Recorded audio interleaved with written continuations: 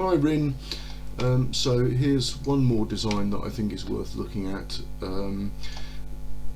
You will not be able to achieve either the books or the records with two supports. You've got to have that middle support.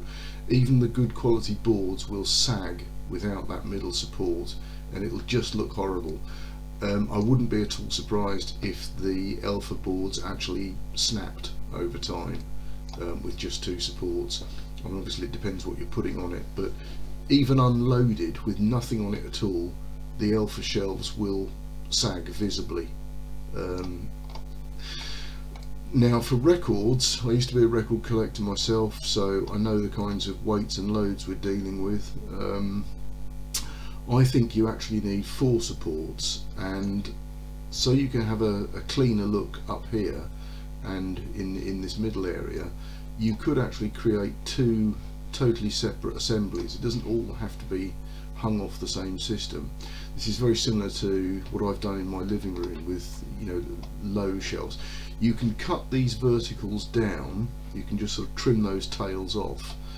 I've shown sort of roughly 1 meter supports there, but you could, in fact let me just show you that now, you could turn that into,